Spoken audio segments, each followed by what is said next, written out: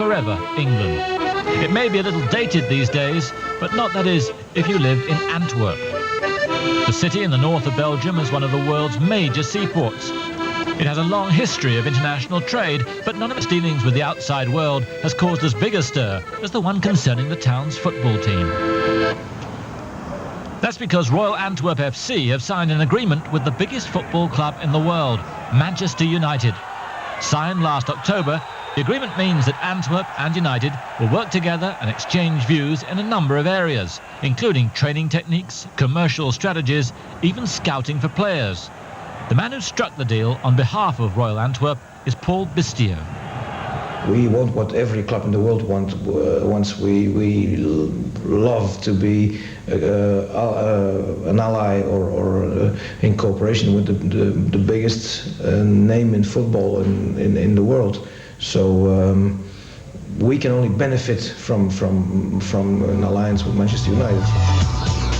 Danny Higginbottom is a promising left fullback on the books of Manchester United.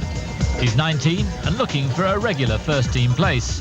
Unfortunately, Dennis Irwin and Phil Neville stand above him in the pecking order, so he's been loaned to Antwerp.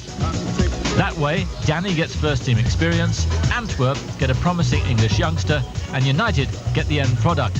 So, everyone's a winner. I was a little bit worried at first because I didn't know what the standard would be like when I came out here. And I came in the first game I played, I thought, well, I've made the right choice to come out here, because if I came out here and the standard wasn't too good, then, you know, it wouldn't be good for me, because it would only make my game worse. But it's very good, the standard is better than playing in the reserves in Manchester, so it's very good. Danny's just one of 3 Manchester United youngsters currently at Antwerp. He likes the town, and the town likes him, especially as he scored the winner a few weeks ago. But has the loan experiment worked? Will United see a better player when he returns to Old Trafford at the end of the season? It's very technical here. We do a lot more emphasis on the passing, one-touch passing things, which was what I needed to tidy up on a lot. And I think by coming out here, it's helped me a lot. And it's not all rush and rush. It's nice and slow, keep it slow. And then when they go very quickly then. And we do a lot of shadow playing, training and things like that. And it's very good for me. The flow of players isn't all one way. Recently, 4 Antwerp hopefuls made the trip to Manchester United's training ground, the Cliff, for a week, benefiting from the expertise of youth coaches and playing with some of the best young players in the country. And at this age, it's a thrill for them just to put on the training gear of such a famous football team. It's fantastic here. The players are very good, better than in Antwerp. Heel goed, beter dan in Antwerp.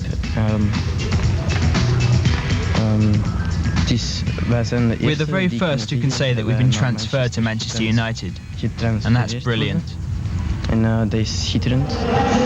On the surface, all seems well with the arrangement. After all, surely Antwerp can't lose by signing a deal with Manchester United. Great club, great players, great history. It only takes one trip to Old Trafford, the self-styled theatre of dreams, to appreciate what the club is all about.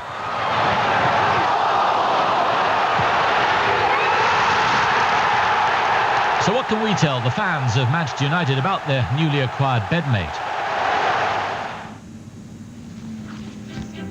Well, they'd find out that Antwerp is Belgium's first football club and already has many links with the English.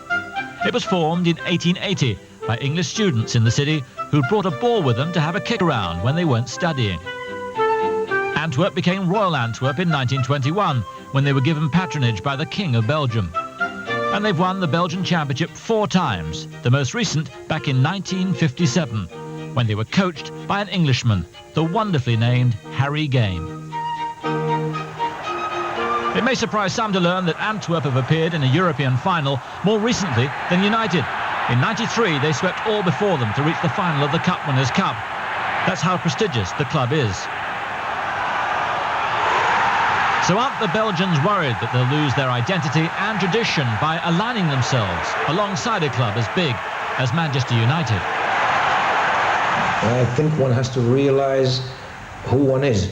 I used to compare this with the Second World War, in which a country like Belgium, which is a small country, was an ally of the United States of America. I mean, there's big clubs and there's small clubs. And Manchester United is a big club, and because we are a Belgian club, we will always be in the world, regarded as a small club. One further cause for concern is the subject of work permits. One look at the Antwerp training ground indicates the cosmopolitan nature of the squad under coach Reggie van Akker. As well as Danny Higginbottom and co from Manchester United, there are Nigerians, Congolese, Ghanaians, Czechs, Yugoslavs and Brazilians. In short, it's much easier for non-European Union citizens to get a work permit to play football in Belgium than it is in England. In England, the conditions are strict. If a club wants to sign a non-EU player, he must have played in his country's national team for at least the previous 2 seasons, playing in around 75% of the matches during that period. That ensures only top non-EU players can come to England. In Belgium, there are no such conditions attached to a player from outside the EU or the EEA, the European Economic Area. If a Belgian club wants to sign someone, they can. They just need to pay him a minimum of around $15,000 a year. When a non-European player comes to play in Belgium, his club can help him to apply for Belgian nationality. Fiorentina's Luis Oliveira is actually from Brazil, but now plays for Belgium after being given nationality while playing for Anderlecht. And he's not alone. So where do Manchester United fit into all of this? Well, say they spot a 17-year-old from Ghana. He can't play in England due to work permit restrictions, but he is able to play for Antwerp. While there, Antwerp can arrange for him to get Belgian nationality. As soon as he has this, he's free to ply his trade anywhere in the EU, including Britain. So now he can sign for Manchester United. In theory, Antwerp can be used as a clearinghouse for any non-EU player that Manchester United want. Maurice Watkins is a director of the English club. So far as English clubs are concerned, taking players from outside the EU and EEA, there's not the same level playing field as there is with those kind of players coming into other European clubs.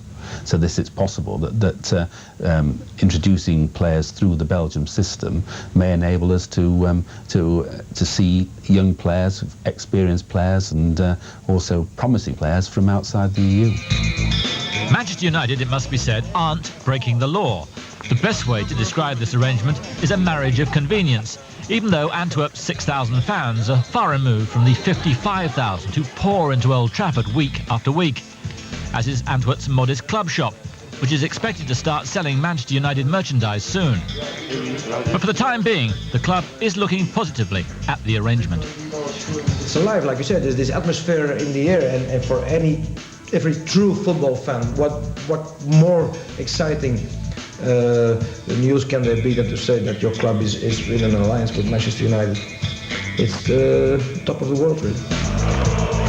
United banners adorn Antwerp stands already, while most of the songs are sung in English. In fact, the club have even resisted recent calls to change their name from Antwerp to Antwerpen, preferring the English spelling to the Flemish. As for the team, they're top of the second division at the moment and looking good for promotion.